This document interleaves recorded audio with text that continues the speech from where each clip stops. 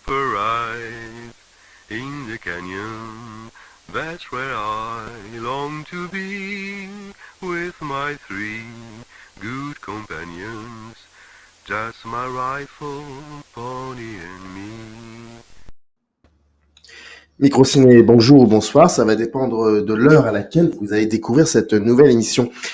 Alors, aujourd'hui, nous allons parler d'un auteur très particulier, David Simon. Pourquoi ? Parce que ce livre, je le présente, voilà, Les deux Amériques de David Simon, de The Wire à We Own This City, édité chez nos amis Faire d'édition. D'ailleurs, je remercie énormément Alida Lombardi et Melissa Gaziro qui s'occupent du service presse et sans qui cette émission n'aurait pas lieu.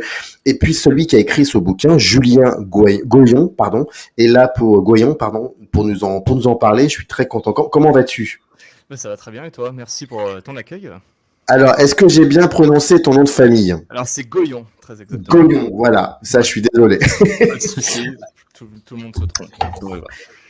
Alors, Julien Goyon, tu es né en 87 à Lyon et tu te passionnes très tôt. Je préfère lire tranquillement la biographie pour que ça soit sûr et certain. Tu te passionnes très tôt pour la musique et les imaginaires riches et variés. Bibliothécaire spécialisé en audiovisuel pendant 10 ans et ancien élève du Conservatoire de Lyon. Tu vis aujourd'hui donc à Montréal où tu travailles en tant que compositeur et sound designer dans l'industrie du jeu vidéo, ainsi que pour d'autres médias à l'image. Tu es également rédacteur sur les sites Mistwalker-FR et Musicaludi pendant une dizaine d'années. Tu collabores avec Fleur d'édition depuis 2019 en tant qu'auteur et en tant qu'intervenant dans le podcast musical Sound Teams. Et dernière petite chose qui est très importante, c'est que dans le descriptif de la vidéo, vous avez un lien, vous cliquez dessus, vous tombez sur la page dédiée à Julien sur le site Fleur d'édition. Voilà, pour celles et ceux qui veulent se procurer ce livre.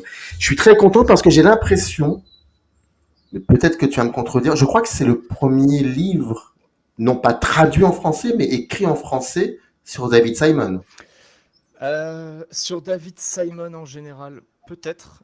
Sur Ouais. The Wire, non. En tout cas, Non. sur The Wire, il y a eu plusieurs ouvrages. Mais alors, moi, ce qui m'a intéressé avec ce livre, justement, c'est de mettre en avant l'entièreté de la carrière de Simon, parce que pour moi, tout est aussi digne d'intérêt que The Wire, donc sur écoute en français. Et c'est un peu l'arbre qui cache la forêt dans la carrière de Simon, The Wire. Donc sur The Wire, il y a déjà eu des livres, il y en a eu plusieurs, mais sur l'œuvre entière de Simon, avec une plongée dans sa biographie, dans ses références, et dans toutes ses œuvres, je pense que c'est la première, il me semble. Pourquoi tu as intitulé ton livre « Les deux Amériques de David Simon » ? Alors, c'est une réponse qui peut se compartimenter en plusieurs parties, on va dire. La première, c'est que les deux Amériques, c'est quelque chose que David Simon a théorisé lui-même à la fin de la diffusion de The Wire en 2008. Et il explique que l'Amérique se divise de plus en plus avec une rupture assez nette entre les classes les plus pauvres et les classes les plus riches. Et qu'on a vraiment cette impression que deux Amériques vivent dos à dos sans jamais s'entremêler d'une certaine façon, et qu'il y a vraiment une séparation nette qui se fait entre ces deux parties. Et elle est d'autant plus frappante que les classes les plus pauvres, c'est les Afro-Américains, et donc tout est documenté là-dessus dans le livre. J'en parle de façon très très détaillée pourquoi on en arrive là, mais en gros, pour résumer ça, c'est des conséquences directes de l'esclavage qui a structuré les États-Unis, et même du racisme qui est structurellement toujours ancré dans les États-Unis. Et donc, David Simon a aussi théorisé cette idée parce que ça lui tenait à cœur, lui en tant qu'ancien journaliste de Baltimore, d'exposer ce à quoi il a assisté tout au long de sa carrière de journaliste. Donc voilà, ça c'est une première partie de la réponse. La deuxième, c'est que lui-même sait qu'il s'empare un peu aussi d'une description qui va essayer de retourner à sa façon. En fait, c'est quelque chose dont Sylvie Laurent, qui est la préfacière de mon livre, parle dans la préface du livre, justement. Donc je vous invite à lire ce qu'elle a pu écrire à ce sujet, parce que c'est extrêmement bien écrit. C'est une grande fierté de l'avoir en tant que préfacière de mon livre. Et c'est aussi quand même c'est une façon un peu rigolote aussi enfin rigolote, c'est peut-être pas le bon mot, mais en tout cas c'est parce que l'œuvre de Simon, elle est pas du tout binaire. On nous montre des personnages qui sont anti-manichéens. Donc avoir ce titre qui paraît un peu binaire à l'accroche, j'aimais bien l'idée parce que ça contredit un peu en apparence ce que David Simon montre dans son œuvre. Et il montre aussi toute la complexité de ces deux Amériques, justement, qui au final nous font comprendre qu'il y a plusieurs couches dans ces deux Amériques et que et que c'est pas aussi binaire que le laisse entendre le titre du livre ou même sa théorie à ce sujet-là. Voilà. À quelle occasion, toi, tu as rencontré, t'as rencontré le style David Simon? C'était avec quelle série? C'était avec The Wire. Ah ouais. Mm. Comme beaucoup de gens, ça Bah a oui. été ma porte d'entrée dans la carrière de Simon parce que je suis quand même très sériephile. Je me considère pas comme un cinéphile, mais vraiment comme un sériephile. Et je voyais régulièrement cette œuvre-là revenir dans le top du classement, donc je me suis toujours dit, bah, il faudrait quand même que je la regarde un jour. Euh, et, euh, et voilà, donc ça a été ma porte d'entrée dans l'œuvre de Simon, et j'ai une certaine tendance dès que j'aime un auteur ou une autrice, à plonger après, à essayer de découvrir toute son œuvre pour essayer parce que je me dis, si ça m'a plu, bah, autant essayer d'aller plus loin que juste un peu la tête de gondole de sa carrière et creuser parce qu'il y a sûrement d'autres choses à y dénicher d'intéressant. Et c'est le cas avec la carrière de Simon, je trouve. Mais est-ce que ça a été pour toi très vite une évidence quand tu as commencé à découvrir The Wire? C'est que très vite tu voyais qu'il y avait un truc qui était assez déstabilisant. Je te dis ça en connaissance de cause, hein. Me concernant, si je devais choisir parmi les 5 meilleures séries me concernant, The Wire en fait partie. Ouais. Donc, est-ce qu'il y avait de cela en toi? Oui, Chez toi, pardon. ouais, bien sûr. Moi, c'est des sujets qui me touchent énormément. Ces sujets sociaux et ces sujets qui traitent à l'injustice structurelle et sociale. C'est quelque chose qui me touche beaucoup. Donc, The Wire m'a tout de suite plu. Et ce que j'ai aimé dans The Wire, c'est le côté série qui ne se donne pas à nous facilement. On n'est jamais pris par la main. Il y a énormément de personnages, il y a beaucoup de couches à analyser à tous les niveaux, que ce soit au sein du système scolaire, du système policier, du système des dealers, du système des journalistes aussi, par exemple. Donc moi, ce côté couche à débusquer, à essayer de comprendre, à essayer de traduire, j'ai pas tout cerné tout de suite, mais j'ai cerné la richesse, enfin le fait qu'il y avait une richesse dans l'œuvre, et l'œuvre est suffisamment intéressante et passionnante pour m'avoir donné envie de creuser toutes ces couches là par la suite et de revoir la série. Moi j'aime bien les œuvres qui ont cette épaisseur-là.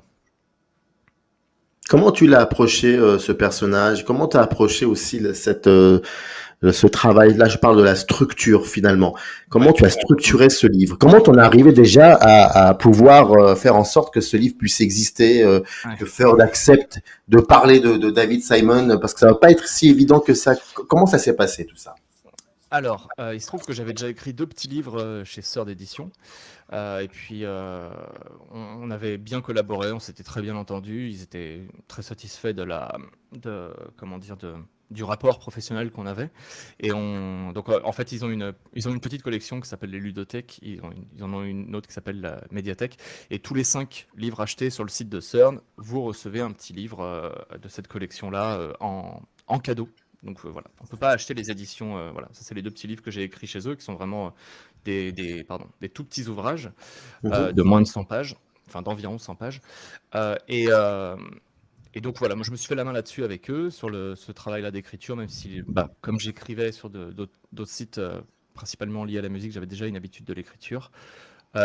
Mais télescopé à l'échelle d'un gros livre, j'avais besoin de ces étapes-là personnellement avant de me sentir prêt à me lancer dans un plus gros volume. Donc c'est à l'issue de ces 2 petits livres-là justement que j'ai eu envie de proposer autre chose avec Third. Comme ces 2 premiers livres sont sur le jeu vidéo, j'avais un peu envie de sortir de ce domaine parce que je travaille déjà dans le jeu vidéo et j'aime bien m'intéresser à d'autres domaines, à d'autres sujets. Donc comme je suis très passionné par le média sériel, j'avais envie d'écrire sur la télévision et je leur avais proposé plusieurs sujets. Rapidement, le sujet de la carrière de David Simon est venu sur le tapis. Je savais déjà qu'il y avait plusieurs livres sur The Wire qui existaient. Donc, ce qui m'a vite préoccupé, c'est, OK, qu'est-ce que mon livre pourrait avoir d'intéressant et de différent à dire par rapport à ce qui a été dit? Parce que la plupart de ces livres-là, comme Reconstitution collective ou Les règles du jeu, par exemple, qui sont des livres consacrés à The Wire, qui sont super bien d'ailleurs, bah, je les avais lus, donc je savais à quoi, quels étaient leurs angles d'attaque. Et moi, j'avais envie de parler de The Wire et de la carrière de Simon de façon générale. Donc je me suis dit, c'est peut-être ça mon approche qui pourrait être un peu pertinente et j'espère complémentaire à ces livres qui existent déjà, c'est de parler de l'étendue de l'œuvre de Simon et aussi de faire découvrir le personnage parce que euh, David Simon, c'est pas un nom très très très connu au final, hein. Les gens connaissent The Wire. Alors, en fait, déjà, les showrunners sont moins connus que les réalisateurs en général, je trouve. Je pense pas qu'il y ait grand monde. Peut-être les gens connaissent Joss Whedon pour des raisons pas très heureuses, mais par exemple, si on leur dit, vous savez qui est Vince Gilligan, les gens savent pas que c'est le showrunner de Breaking Bad, alors que tout le monde connaît Breaking Bad ou Better Call Saul, par exemple. Donc je pense déjà que les séries télé ont tendance comment dire, à part les acteurs et les actrices, on connaît moins bien qui sont les gens derrière. Et moi, je trouve que c'est très intéressant et même important de savoir qu'est-ce qui a construit la démarche des gens qu'on regarde ou qu'on lit ou qu'on écoute. Voilà. Et je trouvais le parcours de Simon vraiment intéressant parce que c'est donc un ancien journaliste de Baltimore qui a exercé ce métier pendant une quinzaine d'années à peu près. Et, donc dans la ville de Baltimore. Et il était détaché auprès de la brigade criminelle et il a suivi de près justement tout un tas d'enquêtes criminelles qui ont mené à l'arrestation de plusieurs barons de la drogue où il couvrait des meurtres aussi en tant que journaliste. Il a passé une année en immersion dans un commissariat de Baltimore, enfin, dans la brigade criminelle, puis il a passé aussi 1 an et demi dans les quartiers ouest de Baltimore et à chaque fois de ces deux expériences-là, il a résulté de livres. Un premier qui s'appelle Baltimore en langue française, qui est sorti en anglais sous le nom Homicide, A Year on the Killing Street. Et son deuxième livre s'appelle The Corner. Et les deux livres ont été adaptés en série télé. Homicide, son livre Homicide donc s'appelle Homicide à la télé. Je crois que le sous-titre est un peu différent, mais je l'ai plus en tête. Et après The Corner, donc c'est lui qui s'est chargé de l'adaptation avec un de ses amis et collègues qui s'appelle David Mills. Et ça a été son premier pas, sa première relation professionnelle avec HBO. Voilà, donc moi en fait j'avais envie de revenir sur toute sa carrière parce qu'on connaît que The Wire alors que tout est aussi intéressant que The Wire, et pour moi en tout cas, et de façon différente de The Wire. Et, euh, et en même temps ça m'intéressait de croiser ses obsessions parce que c'est quelqu'un qui a vraiment des obsessions dans ses œuvres, qui est vraiment profondément révolté par l'injustice. D'ailleurs il est surnommé l'homme le plus en colère de la télévision par la presse américaine, et c'est d'ailleurs, il l'a mis dans sa biographie Twitter, pour dire que bon, ça lui convainc bien de passer pour quelqu'un de pas très bonne humeur en général et de plutôt révolté. Euh, et puis ce que j'aime aussi chez Simon et qui m'a donné envie d'écrire ce livre, pour revenir à ta question, c'est je trouve qu'il a vraiment créé une singularité à la télévision. C'est-à-dire que quelque chose comme ce qu'il a fait, ça n'existe pas ailleurs pour moi ce qu'il fait. Avec cette approche très journalistique, très réaliste, il est vraiment obsédé par l'authenticité quand il écrit sur un sujet. Donc il se documente énormément parce qu'il y a toutes ces mini-séries quasiment sont basées sur des faits réels, sont des faits réels en fait racontés sous la forme de séries. Et toutes ces séries, grandes séries, par opposition à mini-séries, sont très très inspirées de nombreux faits réels à chaque fois. Il y a même des personnes qui ont vraiment existé qui apparaissent dans certaines séries comme The Deuce par exemple, où on voit Andrea Dworkin, enfin quelqu'un qui incarne le personnage d'Andrea Dworkin, qui était une vraie militante féministe dans les années 70-80 aux États-Unis par exemple. Donc voilà, j'aime beaucoup ce qu'il a réussi à créer, et puis le fait qu'il soit pas euh, comment dire, il n'est pas très intéressé par les débats de quelle est la meilleure saison, qui est le meilleur personnage ou autre. C'est pas son propos. Lui, ce qu'il veut, c'est vraiment sensibiliser et amener les gens à avoir un regard critique sur la politique américaine, en l'occurrence, mais pas que. Je pense on peut étendre ce regard critique à peu importe le pays où on vit et être attaché, comment dire, à une certaine importance, d'être exigeant vis-à-vis de la classe dirigeante politique. Et ça, c'est quelque chose qui nourrit profondément son œuvre. Voilà, désolé, c'est une longue réponse. Et tu es chez Microciné, prends ton temps. Il y a aucun souci. Merci. Et, mais comment, tu l'as évoqué par 2 fois, Mhm. comment, la réponse est dans le livre, certainement, effectivement, mais voilà, on va quand même en parler. Comment tu peux décrire les répercussions de son expérience journalistique, je parle du style, Mhm. sur les scénarios qu'il a construits, qu'il a créés, les séries qu'il a créées. Comment tu peux définir cette répercussion ou ces Euh, répercussions? Alors déjà, il y a une première chose qui est intéressante pour répondre à ta question, c'est que souvent quand il écrivait des articles au moment où il était encore journaliste, il commençait très souvent par donner la parole aux personnages, euh, sans entrer en matière, sans dire nous sommes telle rue, telle année, il s'est passé cela. Non. Il commençait souvent par un dialogue pour humaniser ces personnages. Donc déjà, il était dans une construction un peu narrative de ce qu'il allait observer. Euh, et après, je, je pense que... comment formuler ça? Il a, il a tellement été soit révolté, soit marqué par ce qu'il a pu observer, qu'il a eu envie de retranscrire de façon journalistique ce qu'il a pu observer tout au long de sa carrière de journaliste et le traitement qu'on faisait de ces informations-là. Par exemple, dans la saison 5 de The Wire, qui est consacrée au corps journalistique, on voit justement comment des patrons un peu requins vont essayer de tuer ce journal juste en faisant, pour résumer ça un peu sommairement, du racolage et essayer d'alpaguer des lecteurs avec des articles de piètre qualité ou autre.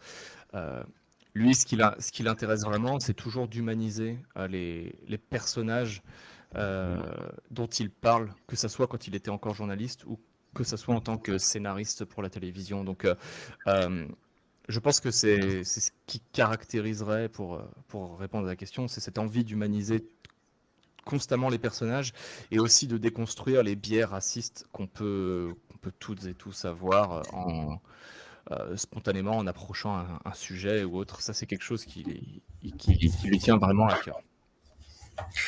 Comment tu as structuré ton livre? Alors, quand on regarde le sommaire, euh, alors, que je dise pas de bêtises, tac, tac, tac, tac, tac, voilà. Alors effectivement, oui. Donc quand on voit la structure, pardon, du livre qui est sur 4 chapitres. Oui, Le premier chapitre, c'est présentation de HBO, de David Simon, des collaborateurs. Le oui. chapitre 2, c'est l'œuvre de David Simon. Le troisième, c'est le style. Et puis le 4, c'est ce que les œuvres de David Simon disent de l'Amérique. Ça c'est important. On fera qu'on en parle. Et puis ensuite, il y a une conclusion. Pourquoi dès le début, tu voulais présenter HBO? Est-ce que enfin, je veux dire, HBO, David Simon, c'est un pléonasme, on pourrait dire ça comme ça? Euh, on peut dire ça jusqu'à peu, parce qu'apparemment il a été suspendu de HBO depuis peu en raison de la grève des scénaristes qui frappe Hmm. l'industrie du cinéma et de la télévision. En tout cas, à l'heure où on enregistre cette émission, c'est-à-dire on est en mai 2023. Et donc, il y a une grève de scénaristes qui frappe actuellement Hollywood. Et là, pour l'instant, il est apparemment suspendu. Son contrat avec HBO est suspendu parce que c'est une réponse directe à la grève, au fait qu'il participe à la grève des scénaristes. Mais en tout cas, jusqu'à cet événement-là, on peut dire que HBO et David Simon, c'est un pléonasme parce que HBO, donc, c'est une chaîne câblée premium. Et sur ces chaînes-là, il y en a d'autres comme Showtime par exemple qui existent aux États-Unis, euh, on a une liberté de ton qui est beaucoup beaucoup plus forte que sur la télévision publique américaine. Et sur la télévision publique, on peut pas montrer tout ce qu'on veut, on peut pas utiliser le langage qu'on veut entièrement. Ça ne garantit pas la même liberté de ton. Et lui, il le sait d'autant plus que sa première série, quand il a donc la série Homicide, quand il a commencé à travailler dessus, il n'a pas commencé à travailler dessus au départ, même si on lui a proposé d'écrire le pilote, il n'avait jamais écrit d'épisode pour la télévision. Donc il a refusé et il s'est greffé au projet par la suite. Ça a été un peu, pour lui, une école de la télévision, comme il le dit. Il a été notamment pris sous son aile par Tom Fontana, qui est le créateur de la série Oz, notamment la série carcérale Oz sur HBO, qui a été très très importante à ce moment-là. Et en fait, si j'ai voulu parler de HBO au départ, c'est parce que le terrain, enfin je veux dire le cadre dans lequel on crée des séries pareilles, c'est pas neutre. Ça découle d'une époque, d'un contexte très très spécifique. Et HBO à cette époque-là, c'était une chaîne qui était portée par quelqu'un qui s'appelait Chris Albrecht, qui était obsédé par le fait de cultiver sa singularité et de créer quelque chose de nouveau à la télévision et qui croyait énormément dans la force potentielle du média de la télévision pour raconter des histoires. Parce qu'on y est peut-être un peu moins à l'étroit qu'au cinéma, même si on a moins, paradoxalement, même si on a moins de budget, on est quand même moins à l'étroit qu'au cinéma parce qu'on a plus de temps d'écran tout simplement pour pouvoir développer des personnages, raconter un univers, un récit et autres. Et donc cette personne-là a vraiment poussé la création de séries télé chez HBO. Et, et à ce moment-là, bah, il y a tout un tas de séries qui ont marqué un peu l'histoire de la télévision parce qu'elles étaient très avant-gardistes, comme Sex and the City, Oz, justement, Les Sopranos, The Wire et Six Feet Under, par exemple, ça serait une espèce un peu de top 5 de ce qui a été, ce qui a fait la griffe HBO et qui a fait rentrer cette chaîne un peu dans les annales de la télévision, on va dire. Et donc moi, j'avais envie de contextualiser ça parce que le fait qu'une série comme The Wire existe, ça sort pas de nulle part. Il a fallu convaincre des dirigeants et je pense que même si eux avaient un objectif financier ou autre, d'intérêt financier, lui, Simon, il avait cette envie de raconter cette histoire, l'histoire qu'il avait avec The Wire, et il a eu et ces deux opportunités se sont rencontrées au bon moment. Et j'avais aussi un peu envie de raconter que il faut que des fois les choses convergent pour exister, parce qu'il suffit pas d'être un bon showrunner ou d'être un bon auteur. Euh, tout est aussi corrélé aux besoins d'une chaîne à un instant T. Et on voit bien qu'aujourd'hui, par exemple, HBO n'est plus du tout dans la même philosophie. David Simon le dit lui-même. The Wire aujourd'hui n'aurait pas du tout la même chance d'exister parce que à cette époque-là, HBO était un peu pionnière. Même si on a eu d'autres, mais c'était quand même une des chaînes pionnières à expérimenter des sujets plus adultes, plus matures, plus réalistes aussi à la télévision. Et aujourd'hui, ce qui est difficile pour une chaîne comme HBO, c'est de faire émerger des séries au milieu d'une multitude d'autres séries. À l'époque, la profusion n'était pas comparable en termes de séries. Il y en avait beaucoup moins.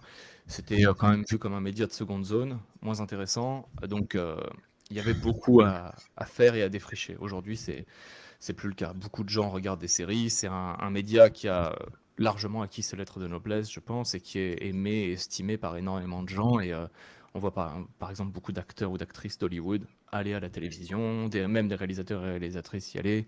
Scorsese a travaillé sur plusieurs séries HBO, par exemple, comme Boardwalk Empire et Vinyl, par exemple. Donc voilà, j'avais envie de raconter le fait que The Wire est aussi tombé à un moment qui convenait à HBO et voilà, ça m'intéressait de contextualiser cette époque-là et le tournant que ça a représenté à la télévision. Mais avant de faire The Wire, il a quand même fait donc The Corner, qui est une mini-série de 6 épisodes qui... on va pas dire que c'est un prélude à The Wire, parce que c'est des histoires qui sont complètement détachées. The Corner est vraiment une histoire réelle, et The Wire est une fiction, même si c'est très imprégné de faits réels. Mais ça lui a quand même permis de se faire la main et de montrer à la chaîne comment il avait envie de faire de la télévision et comment il avait envie de raconter une histoire et quel genre d'histoire. Parce que sur Homicide, même s'il a travaillé dessus en tant que scénariste, c'est pas lui qui avait le fin mot de l'histoire à chaque fois. C'était pas lui le showrunner. Et il disait toujours, Homicide, oui, c'était une bonne série, mais elle était plus conçue comme du divertissement. Et moi, c'est pas comme ça que j'ai approché la rédaction de mon livre, et c'est pas comme ça que j'ai envie d'approcher la télévision. Donc, il s'est quand même fait la main en écrivant, je pense, une quinzaine, une vingtaine de scripts, en étant dans la salle des auteurs pendant, je sais pas, 5 à 7 ans, quelque chose comme ça. Donc ça a été vraiment pour lui une école de la télévision. Il a appris comment on faisait des épisodes, comment on défendait son script sur un site de tournage, par exemple, comment on allait faire des séances d'ADR après, avec des acteurs pour refaire des scènes. Si une scène sautait, comment on faisait pour rejoindre le point A et B avec une autre scène, comment on faisait de la réécriture. Voilà. Donc tout ça, en fait, ça a été très très important pour lui, mais il a fallu qu'il soit le chef d'orchestre de ses propres séries pour vraiment raconter ce qu'il avait envie de raconter de la façon dont il avait envie. Pourquoi dès le début du livre, pardon, tu dis qu'il a une approche anti-télévisuelle de C'est ces séries? C'est un des auteurs de, c'est un des auteurs de The Wire qui le dit. C'est Donny Lee Hain qui a écrit notamment Hmm. les histoires de Shutter Island, Gone Baby Gone et Mystic River. Il est Mhm. l'auteur des livres et puis il a participé à leur adaptation aussi au cinéma. Et il dit ça de Simon dans le sens où souvent les séries aiment bien terminer un épisode sur un gros cliffhanger pour donner envie de voir la suite, de voir la suite. Euh, et se reposer sur ce genre de récit. Enfin, vraiment créer du suspense un peu de partout, parfois d'une saison à une autre. David Simon, c'est pas du tout son approche. Par exemple, dans The Wire, il y a chaque saison a sa grande thématique et il y a des personnages qui sont mis de côté pendant un certain temps parce qu'il veut creuser un autre sujet qu'il ne pourrait pas creuser avec ses personnages initiaux. Donc c'est pas quelque chose qu'on fait à la télévision, non. On nous fait nous attacher à des personnages et on va avec eux jusqu'au bout sans les laisser de côté. Simon, il s'en fiche complètement et puis et même il dit qu'il refuse de voir l'ambition de la série être diminuée et ramenée à ces débats-là. Et c'est pas pour ça qu'il a fait. C'est pas pour ça qu'il a fait The Wire. C'est pas pour estimer si les personnages sont cool, si y a un gros coup de théâtre en fin d'épisode qui nous laisse en suspens. Alors des fois ça arrive quand même, mais mais lui ce qui l'intéresse c'est plutôt d'utiliser le format de la série télé parce que il a de la place pour raconter tout ce qu'il a raconté et il a beaucoup de choses à raconter. Tu parlais du fait qu'actuellement il y aurait il y a un souci avec HBO, mais moi je voulais savoir aujourd'hui quelle place il occupe David Simon dans le paysage comme ça de la série américaine et par rapport aux autres aussi à ses consoeurs et confrères. Euh, alors ça, je sais pas si je serais le mieux placé pour y répondre parce que ça voudrait dire qu'il faudrait avoir une très très bonne vue d'ensemble sur tout le média dans le paysage américain. Je pense que David Simon est quand même perçu, enfin est quand même estimé par la plupart des gens qui travaillent pour la télévision parce que The Wire c'est une œuvre énormément admirée, respectée. Euh, Après, je pense que si on parle par exemple des dirigeants de chaîne, ils savent très bien que ce que fait Simon, ça aura jamais le succès d'un Stranger Things, d'un Breaking Bad ou autre. Ça sera toujours un succès critique et souvent a posteriori, plutôt quelque chose qui se traduit en succès d'audience. Euh, donc, honnêtement, je ne sais pas trop comment David Simon est perçu par l'ensemble de la profession. Je pense qu'en tout cas, c'est plutôt quelqu'un d'estimé et de respecté parce que il y a quand même beaucoup de gens que ce soit des réalisateurs ou des acteurs ou actrices, quand ils ont été approchés par Simon pour certains rôles, on dit ah, c'est celui qui a créé The Wire. Je pouvais pas dire non, j'aime trop The Wire. Par exemple, c'est le cas pour sa série euh, Show Me Hero. Je me rappelle plus du nom du réalisateur, mais à la base, il devait réaliser que les 2 premiers épisodes de la série, mais il était tellement heureux de travailler avec Simon qu'il a demandé à pouvoir tous les réaliser. Je sais que James Franco avait été C'est pas approché. c'est pas Paul Haggis pour Show Me. Ah si, je crois que tu as raison, ouais. Il me semble que c'est ça. Il me semble que c'est ça. Et je sais que James Franco aussi avait été approché par Simon au moment de Show Me a Hero, mais c'est finalement Oscar Isaac qui a eu le premier rôle. Mais James Franco avait exprimé le fait qu'il voulait travailler avec Simon après ça, et donc il s'est retrouvé à avoir les 2 premiers rôles, parce qu'il incarne 2 jumeaux dans The Deuce. Donc voilà, je sais qu'il y a quand même des gens qui sont éminemment heureux de pouvoir travailler avec quelqu'un comme Simon. Et d'ailleurs, il y a beaucoup de gens qui sont heureux de retravailler avec lui parce que il a toujours une espèce pas un collectif non plus, mais des gens qui retravaillent régulièrement avec lui, qui en disent le plus grand bien. C'est assez amusant de voir certains comédiens ou comédiennes être là dans plusieurs de ces séries. Et par exemple, dans We Own the City, il y a énormément d'acteurs de The Wire. Donc, même si We Own the City raconte des faits réels et qu'encore une fois, The Wire est une fiction, c'est amusant de revoir certains visages à Baltimore pour parler de corruption policière et de ce genre de choses.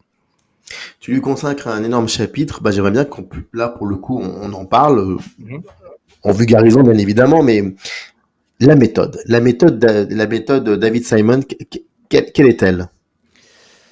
Euh, par où Si. commencer? Par où commencer? Je pense que déjà, tout découle pour lui d'une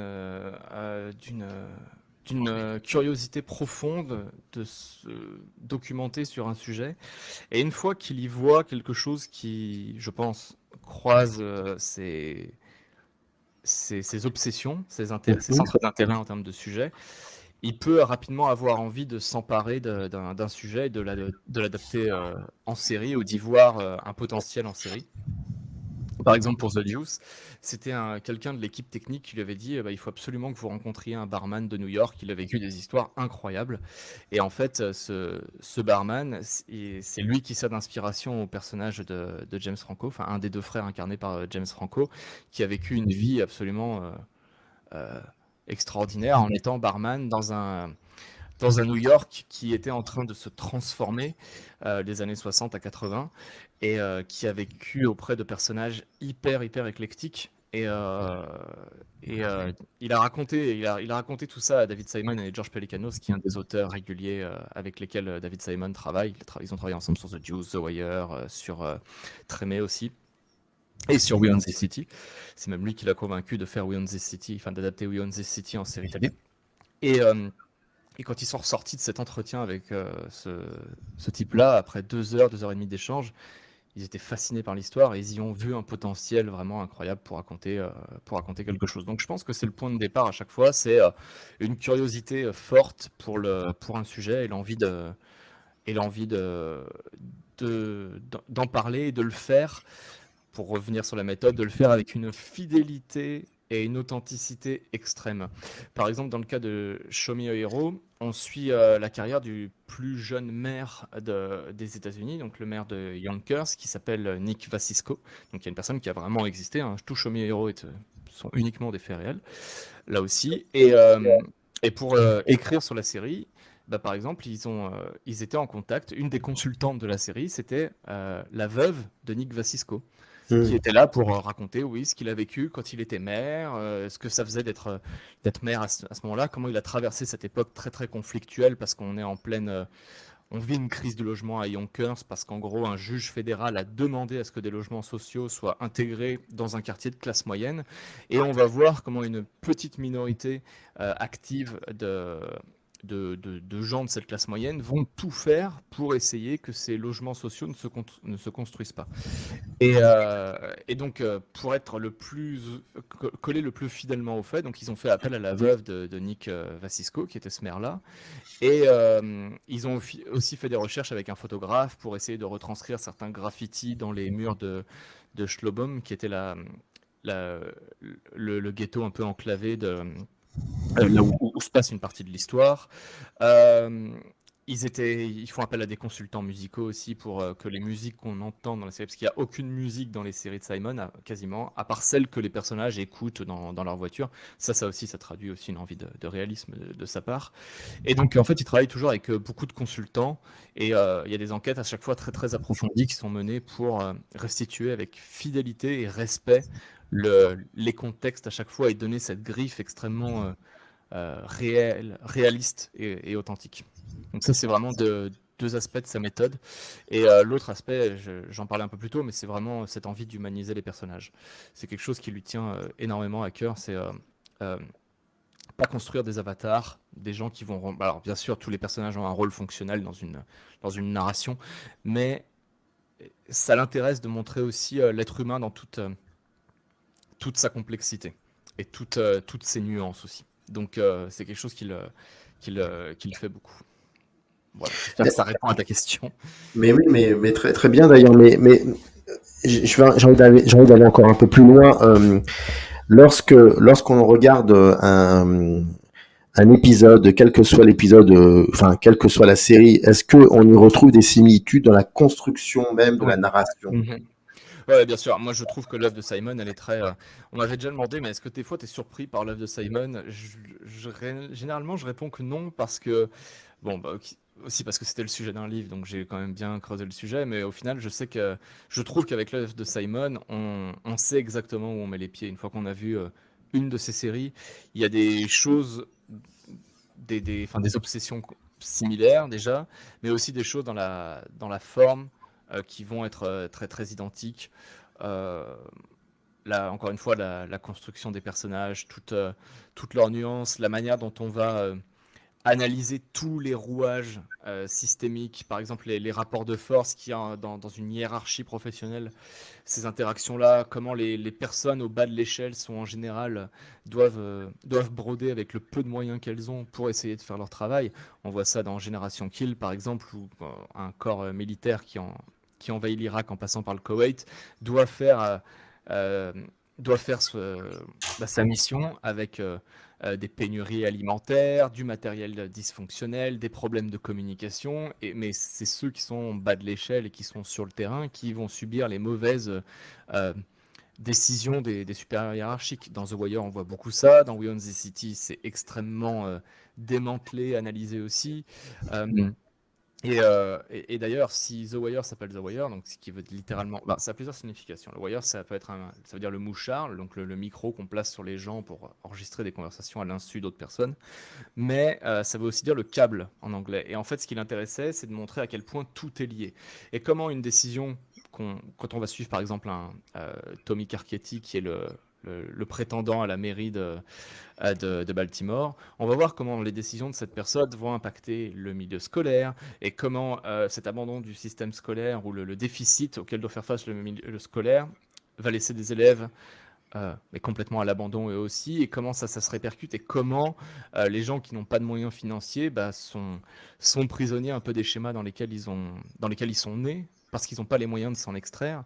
Et en fait, on voit à chaque fois les chaînes de conséquences dans son œuvre. C'est un truc qui est constant dans toute l'œuvre de Simon. C'est qu'il n'y a jamais des décisions qui sont prises au hasard dans un coin et qui n'impactent pas le reste du monde. Ce qui l'intéresse, c'est de montrer aussi qu'on fait tous partie d'une même société, même si on peut s'en sentir loin, si on peut s'en sentir détaché, même si on peut être en colère contre elle, et qu'il y a il y a des choses qui nous lient tous les uns aux autres par la force des choses. Et ça, c'est quelque chose qui est systématique dans son œuvre. Donc oui, je trouve qu'on retrouve énormément sa griffe et ses obsessions et sa manière de procéder, de démontrer son point de vue dans ses œuvres. Il y a aussi le fait que, moi, enfin, à chaque fois que je découvrais une série dont il était le showrunner, comme on dit, Mhm. j'avais toujours cette sensation de, je vais le dire avec beaucoup de, en étant très simpliste même, Mhm. d'être encore plus intelligent que je ne le suis. En fait, très sérieusement, il y a un rapport enfin, il a un rapport au spectateur, au futur spectateur, aux spectatrices d'ailleurs, qui Mhm. est qui est particulièrement intéressant, je trouve. C'est que Ouais.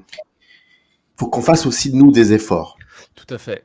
Ça, tu as tout à fait raison de le souligner parce que c'est quelque chose que je mentionne dans l'avant-propos de mon livre, c'est que lui est convaincu que si on mise sur l'intelligence de celles et ceux qui vont regarder les séries, on ne peut pas se tromper.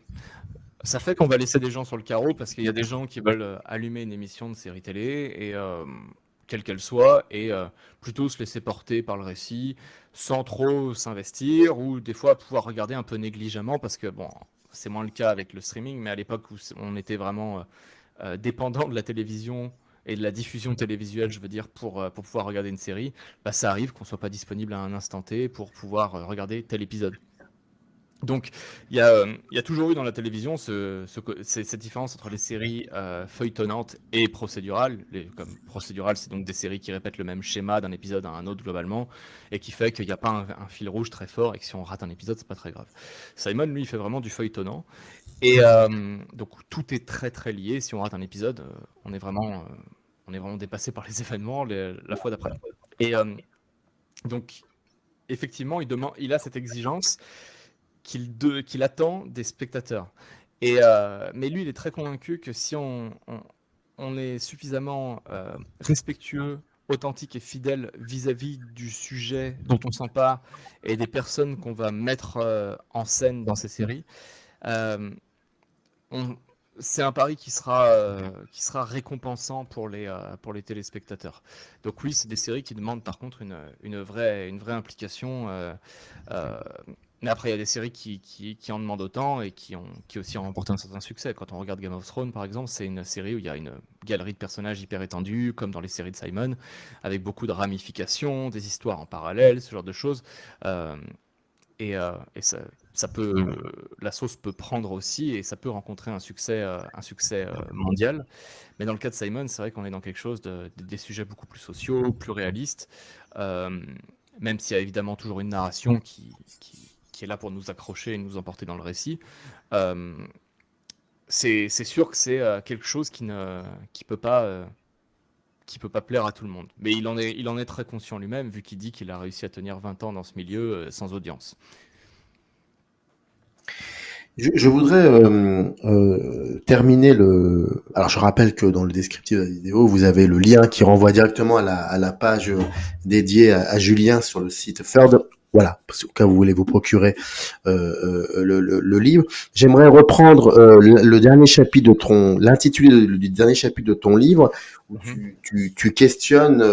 Enfin, oui, tu questionnes de l'intérieur ce que les séries disent de l'Amérique, ce que les séries de David Simon disent de l'Amérique. Et donc j'aimerais utiliser cette question en expliquant est-ce que donc ça dit beaucoup de choses effectivement de l'Amérique, mais est-ce que selon toi, de série en série, est-ce on décèle dans son style, est-ce que il s'assombrit de série en série? Euh, je, je sais pas vraiment. C'est vrai que si on regarde par exemple We Own This City, qui peut être vu comme une espèce de conclusion 20 ans après aux faits qui sont parfois pour certains un peu effleurés dans The Wire, comme la corruption policière. Dans The Wire, la corruption policière, elle est très peu présente. On la voit un petit peu. On voit par exemple des policiers saisir des liasses de billets pendant une perquisition. Et voilà. Mais ça va pas beaucoup plus loin que ça. Dans We Own the City, effectivement, il dresse un constat sur le monde de la police qui fait vraiment froid dans le dos. Mais en même temps, il ne le fait pas gratuitement. Déjà, il nuance son propos en montrant aussi qu'il y a des policiers qui sont toujours investis, qui croient dans leur métier. Et ça reste un métier que Simon estime évidemment. Mais il montre aussi comment on a construit comment on a laissé la possibilité plutôt de construire un monde où il est possible d'être tout puissant et de ne pas être questionné sur ses méthodes. Donc effectivement, le monde décrit dans We Own the City, par exemple, peut paraître plus sombre, plus effrayant qu'il pouvait l'être dans The Wire ou The Corner, et c'était déjà pas du tout des mondes enchantés. Hein. C'était vraiment des mondes dans lesquels il y avait beaucoup de désespoir. Et, non, et de façon légitime, de façon bien construite. Euh, Après, je pense que dans les séries de Simon, il y a toujours quand même, par exemple, de l'humour pour contrebalancer, mais aussi des lueurs d'espoir, parce que je pense que Simon, je suis vraiment convaincu de ça, c'est quelqu'un qui croit dans le genre humain malgré tout. Et c'est pour ça que dans le chapitre 4, par exemple, il y a toute une section qui est dédiée euh, au fait qu'il croit dans l'entraide communautaire et à la bienveillance des personnes et aussi, d'une certaine façon, à l'intelligence des personnes. Par exemple, dans Show Me a Hero, il y a un des personnages les plus intéressants de la carrière de Simon pour moi, qui est une femme qui s'appelle Marie Dorman, qui est une personne donc, qui a vraiment existé aussi, qui était une femme blanche de classe moyenne et qui faisait partie de de ce petit cortège de classe moyenne qui était contre la construction des logements sociaux dans la ville de Yonkers, dans les quartiers de classe moyenne. Et c'est quelqu'un qui a fait le cheminement de s'intéresser à ces personnes-là, à ces personnes qui étaient issues des classes pauvres, des ghettos américains, donc majoritairement afro-américaines. Et elle va un peu se mêler à ces gens-là et elle va commencer à nuancer son avis et même changer totalement de bord aussi. Et je pense que si Simon a voulu montrer ce personnage-là, c'est pour dire que c'est un cheminement qui est possible aussi. D'ailleurs, lui, il a beaucoup fait parce que un de ses collègues qui s'appelle David Mills, qui est un des co-auteurs de Trémé, de The Corner et de The Wire, qui est décédé depuis quelques années, malheureusement maintenant, il disait la grande différence entre David Simon, parce que donc David Mills est afro-américain aussi, il disait la grande différence entre David Simon et des gens qui écrivent sur la condition des afro-américains aux États-Unis, c'est pas quelqu'un qui a observé ça au microscope, qui a observé ce milieu-là au microscope. Non, David Simon, c'est quelqu'un qui, comme il a passé une année en immersion dans les quartiers pauvres de Baltimore, c'est quelqu'un qui s'est assis avec ces gens-là, qui a compris leur sensibilité, leur parcours, leur langage, et qui s'est tenu de leur point de vue. Alors, ça reste une personne avec un certain niveau social et qui vit quand même bien, évidemment, mais il a vraiment pris le...